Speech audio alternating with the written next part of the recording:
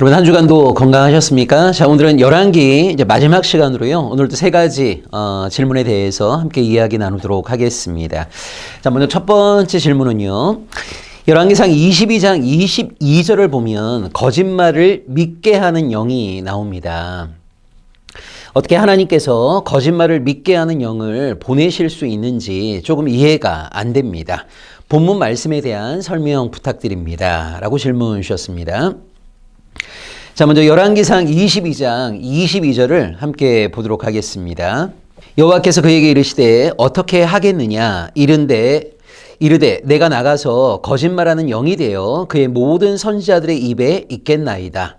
여호와께서 이르시되 너는 꾀겠고 또 이루리라. 나가서 그리하라 하셨은즉. 자, 여기 22장 22절에 거짓말하는 영이 나오거든요. 그러니까 하나님께서 이 거짓말하는 영을 보내어서 모든 선지자들의 입에 있게 하는 거예요. 그리고 모든 선지자가 거짓말을 함을 통해서 아하방이 그 말을 듣고 전쟁터에 나가게 하는 것. 이것이 바로 열왕기상 22장에 나오는 내용입니다. 자, 이 구조를 보면서 우리는 좀 의아한 마음이 드는 게 사실이에요. 왜냐하면 우리가 고백하는 하나님은 진실하신 분이거든요. 정직하신 분이거든요. 거짓이 없으신 분이란 말이에요.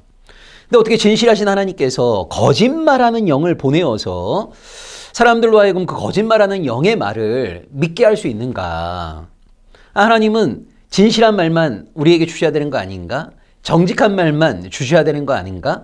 거짓이 없는 말만 주셔야 되는 것이 아닌가?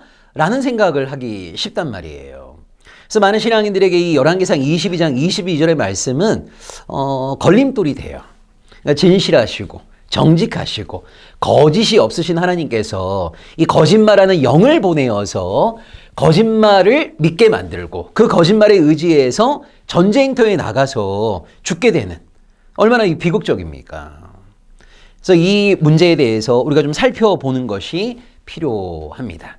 자, 여기서 여러분 중요한 것은요, 하나님이 누구에게 거짓말하는 영을 보내어서 그 거짓말을 믿게 하였는가? 자, 이게 중요합니다. 자, 이 본문에서 중요한 거 다시 한번, 하나님께서 누구에게 거짓말하는 영을 보내어서 그 거짓말을 믿게 하였는가라고 하는 거예요. 자, 하나님은요, 진실을 알고 싶어하는 사람에게 거짓말하는 영을 보내어서 거짓말을 믿게 만드시는 것이 아니에요. 자, 어떤 사람에게 거짓말하는 영을 보내시는 겁니까? 거짓말이어도 좋으니 자신들이 이길 것이라고 말해주는 그런 신탁을 기대하는 자에게 하나님께서는요, 거짓말하는 영을 보내신 거거든요. 즉, 거짓을 믿고자 하는 자에게 기도 응답이 거짓으로 올 수 있다라고 하는 것을 우리는 여기 기억하셔야 되는 거예요.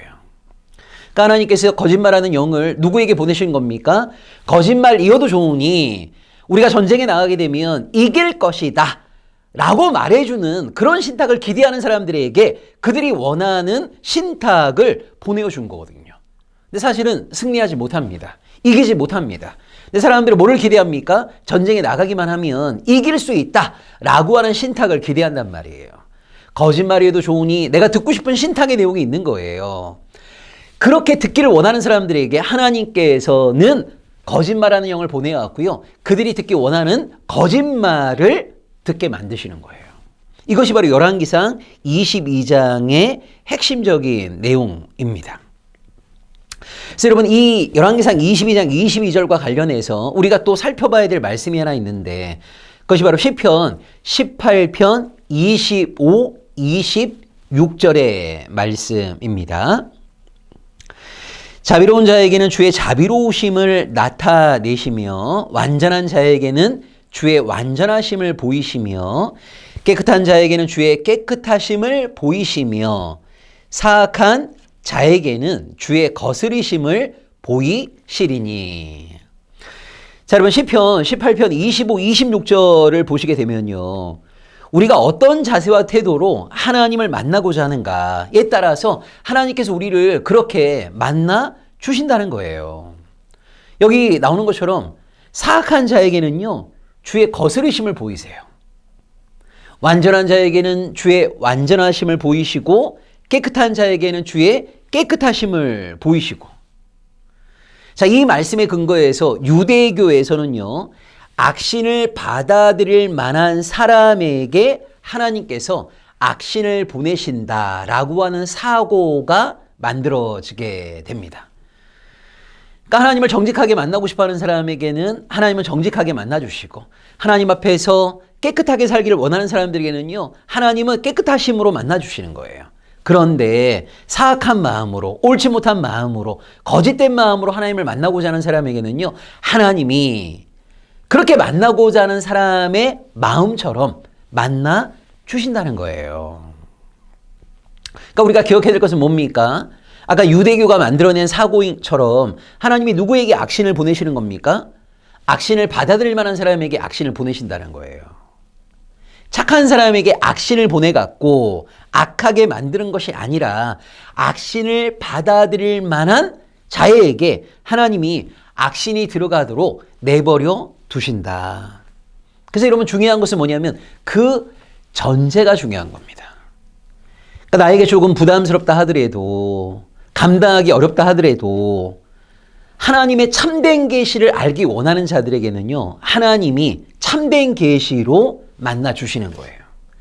하나님이 원하시는 바가 무엇인가를 온전히 그들에게 알려 주시는 거예요. 그런데 하나님의 참뜻이 아니라 내가 원하는 메시지만을 받기 원하는 사람들에게는요, 그들이 원하는 메시지대로 응답해 주시는 거예요. 근데 중요한 것은 뭡니까? 그것은 사실 하나님의 본뜻이 아니라는 거예요. 여러분, 민수기 11장에도 그런 일이 나옵니다. 이스라엘 백성들이 이 고기가 없다고 불평하게 될 때 하나님이요, 엄청나게 많은 메추라기를 쏟아 부어주시거든요. 자, 이스라엘은 이런 착각을 할 수 있습니다. 우리가 고기가 없다고 하나님께 외쳤을 때 하나님이 우리의 기도를 들으시고 우리에게 엄청난 메추라기를 허락해 주셨구나. 근데 어떤 일이 벌어집니까?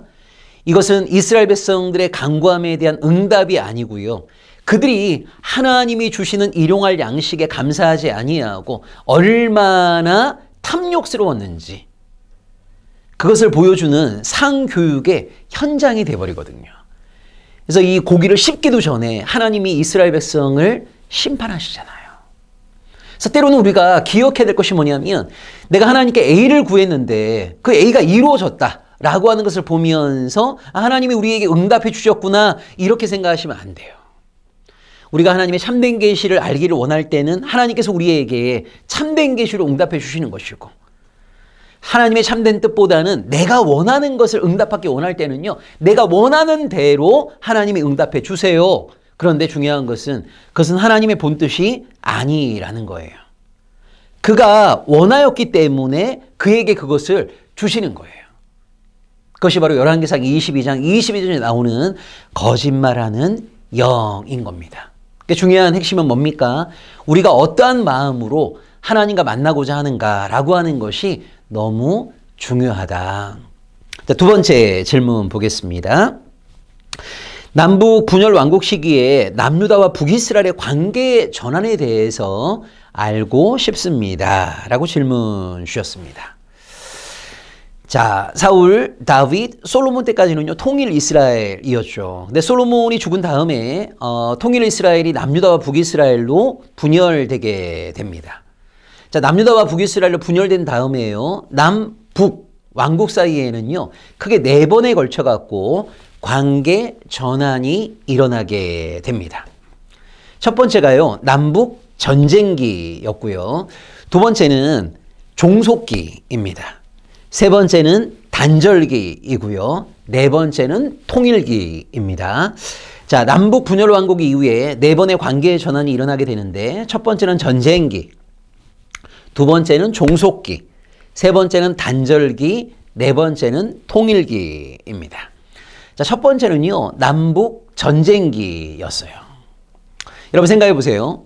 원래 하나였던 이스라엘이 남유다와 북이스라엘로 분열되게 되었으니까요, 처음에는 서로에 대한 적개심이 엄청났던 거예요. 자기만이 옳고 상대방은 무조건 잘못되었다. 우리는 하나님의 백성이고 상대방은 타도해야 될 대상이다. 자, 이런 인식이 남유다와 북이스라엘 모두에게 너무나 충만했습니다. 그러니까 남북 왕국 모두가요, 이 상대방을 정복하고자 하는 마음으로 무력을 동원해 갖고 전쟁을 일으킨 거예요. 그래서 오랜 시절 동안 남유다와 북이스라엘이 전쟁을 하게 됩니다. 근데 여러분 재밌게도 남유다와 북이스라엘이 처음에 전쟁할 때는요, 남유다가 처음에는 우세했어요. 왜 우세했냐면 이 남유다에는 다윗 솔로몬 시대의 군사력이 그대로 존재하고 있었거든요. 그러니까 남유다에는 다윗 솔로몬 시대의 어떤 그 국방력, 군사력이 유지되고 있었기 때문에 처음에는 남유다가 우세했지만 시간이 지나면 지날수록 남유다가 북이스라엘을 이기기는 어려웠습니다. 왜 이기기 어려웠을까요? 여러분, 남유다는요, 유다 지파 플러스 일부 베냐민이 있었고요.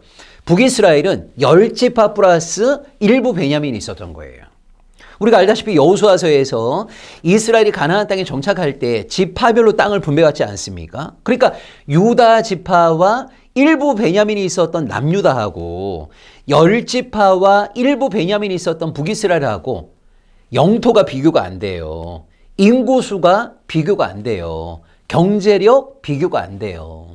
그러니까 처음에는 남유다와 북이스라엘이 전쟁을 했을 때 다윗과 솔로몬 시대의 군사력을 유지하고 있었던 남유다가 우세했지만 시간이 지나면 지날수록 인구, 경제력, 영토 모든 것들이 5배 이상 월등했던 북이스라엘이 남유다를 이기게 된 겁니다.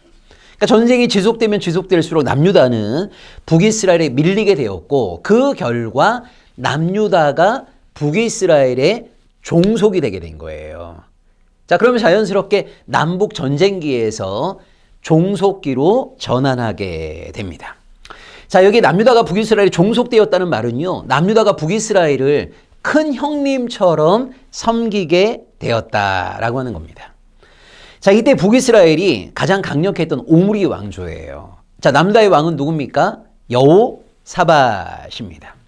그러니까 강력했던 오므리 왕조에 남유다가 종속되어 버린 거예요.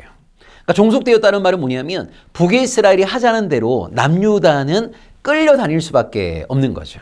그래서 오므리 왕조가 아람과 전쟁하겠다라고 하게 되면 남유다의 왕이었던 여호사밧은요, 함께 전쟁에 동참할 수밖에 없었어요.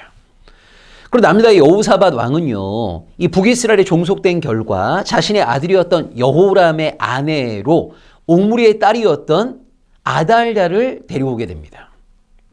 그러니까 그만큼 남유다가 철저하게 북이스라엘을 형님 나라로 섬기면서 이 종속되게 되었던 거예요. 이것이 바로 종속계의 모습입니다. 자, 그러다 세 번째는요, 남북 단절기입니다. 여러분, 이 오므리 왕조를 끝장낸 사람이 누구죠? 바로 예후입니다. 예후. 여러분, 예후는요, 여호와 신앙으로 투철했던 사람이에요. 그래서 이 북이스라엘의 바알 신앙, 그리고 북이스라엘에 종속되었던 남유다의 바알 신앙을 척결하려고 했던 인물이 바로 예후입니다. 그러니까 예후가 뭐랍니까? 북이스라엘에 만연했던 바알 신앙을 척결합니다. 그 대표적인 타깃이 누구예요? 바로 오므리 왕조인 거죠. 바알 신앙으로 똘똘 뭉쳐있던 오므리 왕조를 예후가 척결을 하고, 그 다음에 북이스라엘 왕조에 종속되었던 남유다 왕실의 바알주의자들도 척결을 하게 된 거예요. 그 예후에 의해서 남유다의 많은 왕자들도 죽임을 당하게 됩니다. 그래서 왕자들이 다 죽게 되니까요, 이 빈틈을 노려서 남유다의 왕위를 누가 찬탈합니까? 바로 오므리의 딸이었던 아달랴가 찬탈을 하게 된 거예요. 그래서 북이스라엘은 예후, 남유다는 아달랴가 왕위를 갖게 된 거예요. 근데 남유다의 왕이었던 이 아달랴 입장에서는요, 예후가 누굽니까? 자기 집안의 원수인 거죠. 이 아달랴가 오므리의 딸인데 그 오므리 왕조를 누가 박살냈습니까? 예후가 박살냈잖아요. 그러니까 이 아달랴 입장에서는 예후와 함께 할 수가 없는 거예요. 자기 집안의 원수였던 이 예후에 대해서 아달랴는 이를 갈 수밖에 없는 거죠. 또 하나, 예후가 북이스라엘을 통치하게 되면서 바알주의를 몰아내고 야훼 신앙을 강조하게 되었고, 반대로 남유다는 아달랴가 정권을 잡으면서 야훼 신앙을 밀어내고 바알 신앙을 국가 종교로 만들려고 했어요. 그래서 자기 집안의 원수일 뿐만 아니라 신앙의 컬러가 달랐거든요. 그래서 북이스라엘을 예후가 다스리고 남유다를 아달랴가 다스릴 때 결국 남북 왕국은 완전히 단절되게 되었습니다. 자, 그리고 네 번째가 바로 통일기인 거예요. 자, 이 통일기가 바로 히스기야 때입니다. 자, 통일기라는 말은 뭐냐면 주전 722년에 북이스라엘이 아수르에 의해서 멸망하게 돼요. 여러분, 이 북이스라엘의 멸망을 막기 위해서 수고하고 애썼던 예언자가 누구죠? 바로 아모스와 호세아입니다. 아모스는 주전 760년경에, 또 호세아는 주전 750년경에 남유다 백성들에게 회개를 촉구했어요. 대다수 북이스라엘 백성들은 아모스와 호세아의 심판 경고를 귀 기울여 듣지 않습니다. 그 결과 주전 722년에 북이스라엘은 아수르의 멸망을 당하게 된 거예요. 그러니까 이제 그 가나안 땅에 남쪽의 왕실만 남게 된 거죠. 그때 남유다의 왕이 바로 히스기야인 겁니다. 그래서 북이스라엘 왕실이 몰락하게 되면서 자연스럽게 남유다 왕실만 남게 되었고, 북이스라엘의 많은 유민들이 남유다로 내려와서 남유다의 통치에 들어오게 되는 거예요. 실제 여러분, 고고학자들의 발굴 결과 히스기야가 다스렸던 주전 8세기 말에 예루살렘의 경내가 4배로 확장되었다고 합니다. 그러니까 예루살렘의 영토가 4배로 확장되었다는 말은 북이스라엘 많은 유민들이 내려오면서 예루살렘이 엄청나게 커지게 되었다는 거거든요. 그럼 자연스럽게 남유다 왕실만 존재하게 되면서 남북은 통일을 맞이하게 되는 거예요. 자, 이것이 바로 남북 분열왕국 이후에 4번의 관계 전환입니다. 처음에는 남북 전쟁기. 전쟁을 통해서 남유다가 북이스라엘에 종속되는 종속기. 그다음에 북이스라엘의 예후, 남유다의 아달랴가 통치하게 되면서 남북 단절기. 그리고 북이스라엘이 주전 722년에 멸망하게 되면서 자연스럽게 남유다 왕실만 존재하게 되는 통일기. 이렇게 4번의 관계 전환이 있었음을 우리가 보게 됩니다. 자, 세 번째 질문 보죠. 열왕기하 5장 1절을 보면 하나님께서 나아만을 통해 아람을 구원하셨다는 말씀이 나옵니다. 이때 나아만은 하나님을 알지도 못하고 믿지도 않았는데 어떻게 하나님의 은혜를 받을 수 있게 된 것인지 궁금합니다. 라고 질문 주셨습니다. 자, 열왕기하 5장 1절을 보겠습니다. 아람 왕의 군대 장관 나아만은 그의 주인 앞에서 크고 존귀한 자니 이는 여호와께서 전에 그에게 아람을 구원하게 하셨습니다. 그는 큰 용사이나 나병 환자더라. 자, 질문하신 것처럼요, 이 나아만은 하나님을 알지도 못하고 믿지도 않았던 사람이에요. 근데 하나님께서는 나아만을 통해서 아람을 위기로부터 구원해 주셨거든요. 자, 우리는 흔히 하나님은 믿는 자들을 돌보시고 믿는 자에게 은혜 베푸시는 분으로 생각을 많이 해요. 근데 여러분, 성경을 보게 되면요, 하나님을 알지도 않고 하나님을 믿지도 않는 사람들에게 하나님께서 은혜를 베푸시는 모습을 우리는 많이 발견하게 됩니다. 그 가운데 하나가 바로 여기 열왕기하 5장 1절에 나오는 나아만 같은 경우인 거죠. 나아만은 하나님을 알지도 못하고 믿지도 않았는데 하나님께서 나아만을 통해서 아람을 구원케 하셨거든요. 자, 왜 하나님은 하나님을 알지도 못하고 믿지도 못하는 사람들에게 이런 은혜를 베푸시는가? 자, 이런 이야기가 또 어디 나옵니까? 예수님의 산상설교인 마태복음 5장 45절에도 나옵니다. 자, 마태복음 5장 45절입니다. 이같이 한즉 하늘에 계신 너희 아버지의 아들이 되리니 이는 하나님이 그 해를 악인과 선인에게 비추시며 비를 의로운 자와 불의한 자에게 내려 주심이라. 자, 믿는 자들 중에요, 간혹 이런 속 좁은 생각을 하시는 분들이 있어요. 하나님께서 믿는 자들에게만 은혜와 복을 주시면 얼마나 좋을까. 믿지 않는 자들에게는 심판과 저주를 베푸시면 믿지 않는 자들도 믿는 자들이 승승장구하는 모습을 보면서 아, 하나님이 참신이 아닐까? 우리도 하나님을 믿어야 되는 것 아닌가? 라고 하면서 하나님에 대한 신앙을 갖게 되지 않을까? 생각하는 신앙인들이 가끔씩 있어요. 근데 여러분, 우리 주님께서 뭐라고 말씀하십니까? 하나님께서 해를 선인과 악인 모두에게 비추신단 말이에요. 비를 의로운 사람과 불의한 사람 모두에게 내리신단 말이에요. 자, 농사를 짓는다고 할 때 하나님께서 믿는 자들의 농가 밭에만 해를 비추어 주시고 비를 내려주시는 거 아니에요. 우리는 가끔 그런 속 좁은 생각을 많이 하지만 하나님께서는 선한 사람이나 악한 사람이나 그들 모두에게 해를 비추시고 의로운 사람이나 불의한 사람 모두에게 비를 내려주십니다. 자, 그러면 신앙인들 입장에서 이런 질문을 할 수 있어요. 아니, 왜 하나님께서 이런 악인들과 불의한 자들에게도 해를 비추시고 비를 내려주시는가? 그들이 뭐가 이쁘다고? 라고 그런 생각을 하기 쉽습니다. 자, 중요한 것은요, 그들이 알지 못하고 깨닫지 못하고 수용하지 못한다 하더라도 여러분, 이 땅에 있는 모든 생명은요, 다 하나님의 것인 거예요. 하나님과 아무 상관없이 이 땅에 태어난 존재는 아무도 없습니다. 여러분, 이 땅에 있는 모든 사람들은요, 그들이 알지 못한다 하더라도 하나님의 형상대로 지음받은 하나님의 것입니다. 그러니까 하나님과 본질적인 관계를 맺고 있는 거예요. 하나님께서는요, 당신의 형상대로 지음받은 사람들이 하나님의 형상다운 존엄한 삶을 누리지 못할 때 마음 아파하신단 말이에요. 그들을 돕고자 하신단 말이에요. 하나님의 형상대로 지음받은 사람들이 큰 환난과 위기 상황 가운데 있을 때, 그들이 신음하고 절규할 때 하나님은 그들을 도와주고자 하십니다.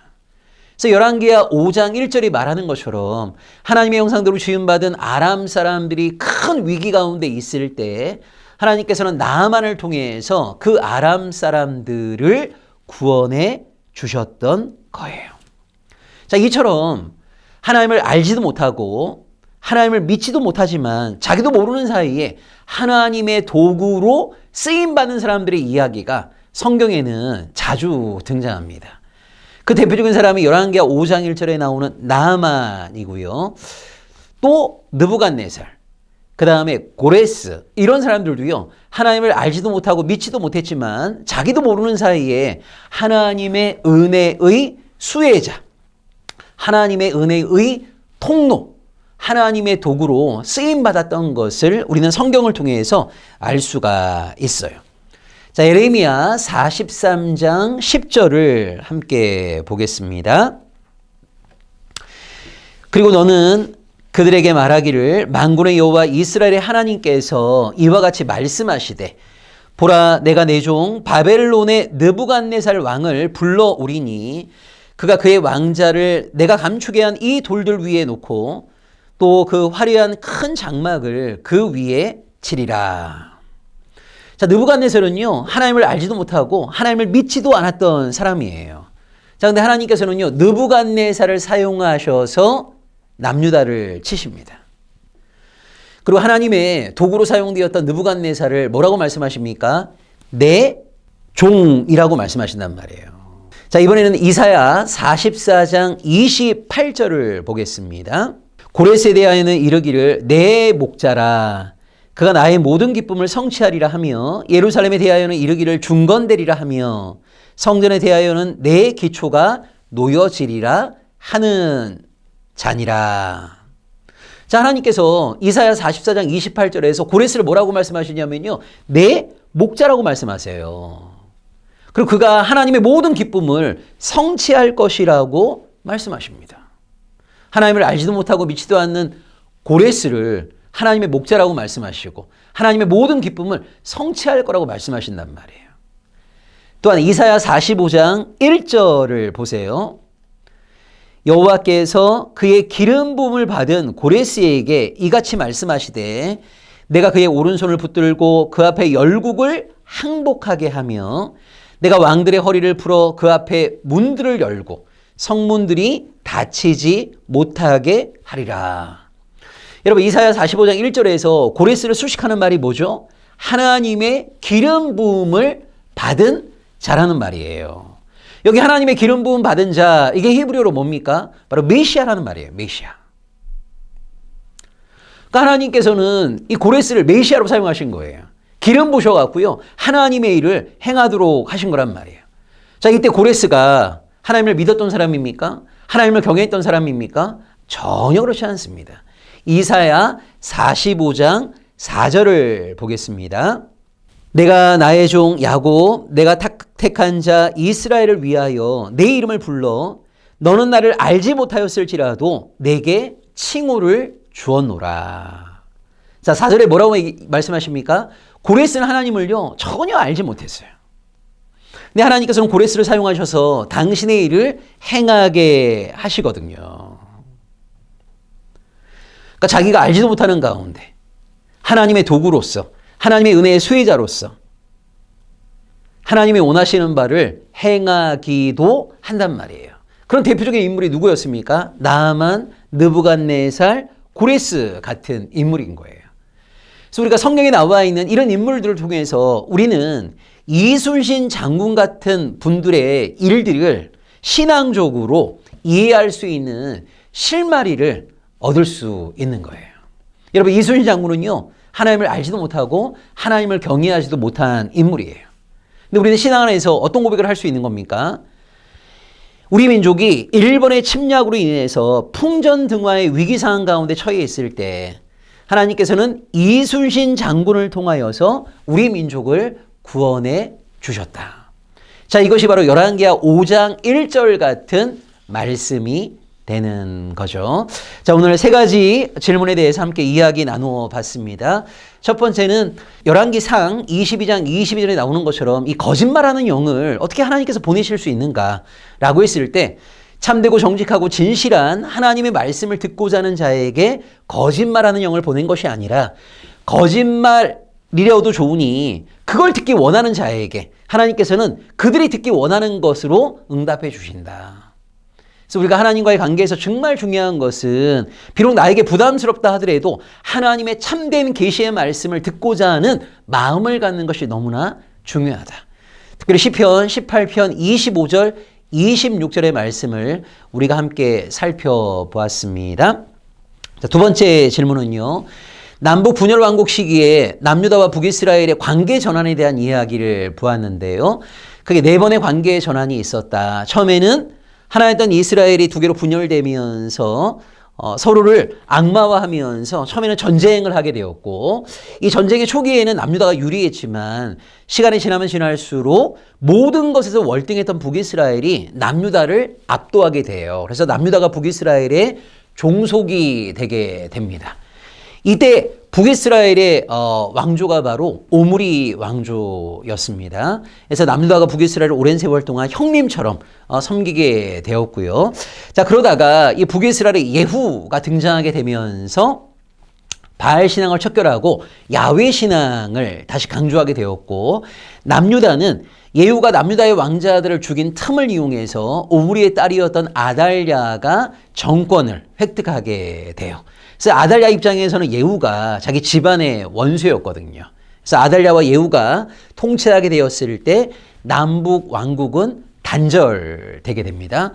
그리고 주전 722년에 북이스라엘이 멸망하게 되면서 자연스럽게 가나안 땅 위에 남유다 왕실만 존재하게 된 거예요. 그래서 남유다 왕실 중심으로 남북 백성들이 통일하게 되는, 그래서 전쟁기, 종속기, 단절기, 통일기라고 하는 네 번의 관계 전환이 있었다라고 하는 것을 우리가 볼 수 있었고요.